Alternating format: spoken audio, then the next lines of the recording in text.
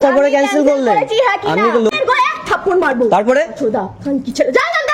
এই ভিডিওটি আশা করি তোমরা সবাই দেখেছো। এই ভিডিওটি নিয়ে আমার নতুন করে বলার মতো কিছু নেই। আমি জাস্ট এইটুকুই বলবো, আমাদের বাংলায় একটা প্রবাদ বাক্য প্রচলিত আছে, যার কেউ নেই তার ভগবান আছে। এই বিষয়টি আজকে বাস্তবায়িত প্রমাণিত হয়েছে। এই বিষয়টি নিয়েই আমি তোমাদেরকে কিছু বলতে চাই।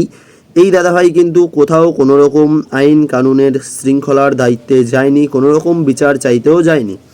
সে শুধুমাত্র ওই স্পটে ঘটে যাওয়া কাহিনীটি, ওই মহিলাটির ব্যবহারটি ক্যামেরার মাধ্যমে রেকর্ড করে জাস্ট ইনস্টাগ্রামে আপলোড করেছিল। তারপরে কিন্তু সে তার ন্যায় বিচার নিজে থেকেই পেয়ে গেছে। সেই মহিলাটাকে ইতিমধ্যেই বরখাস্ত করা হয়েছে তার কোম্পানি থেকে। আমি সকলের উদ্দেশ্যে একটাই কথা বলবো, আমাদের দেশে অনেক মানুষই আছে যারা পড়াশোনার পরে বেকার ঘুরে বেড়ায় এবং তাদের মধ্যে থেকে অনেকেই আবার ফ্যামিলি চালানোর জন্য বা নিজের হাত খরচা চালানোর জন্য কোনো রেস্টুরেন্টে, কোনো ক্যাফেতে ওয়েটারের কাজ করে থাকে। ঠিক সেই রকমই এই দাদাভাইও হয়তো র্যাপিডো চালায়, কিন্তু সে যখন র্যাপিডো ক্যান্সেল করার পরে সেই দিদিভাইয়ের কাছ থেকে জানতে চায় যে তাহলে আমি এই 1.5 কিলোমিটার রাস্তা আমার গাড়ির তেল পুড়িয়ে আসলাম, তাহলে এই খরচাটা কে দেবে?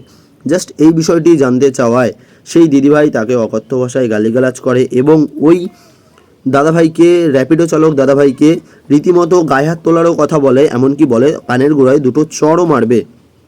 এইখানে সম্পূর্ণ দোষ ওই মহিলাটার। ওই যে কথায় আছে, চোরের মায়ের বড় গলা, এখানে ঠিক সেই রকমই হয়েছে। ওই দিদিভাই যে পরিমাণে ওই দাদাভাইয়ের উপরে গালিগালাজ করছিল, জোর গলায় কথা বলছিল, এবং ওই দিদিভাইয়ের মানে ওই মহিলাটির মাও পাশে দাঁড়িয়েছিল। তার মা সেই মহিলাকে শাসন না করে বরং আরও র্যাপিডো চালক দাদাভাইকে বলছে, সামান্য এই বিষয়টি নিয়ে তুমি একজন মহিলার সাথে রাস্তায় দাঁড়িয়ে তর্ক করবে?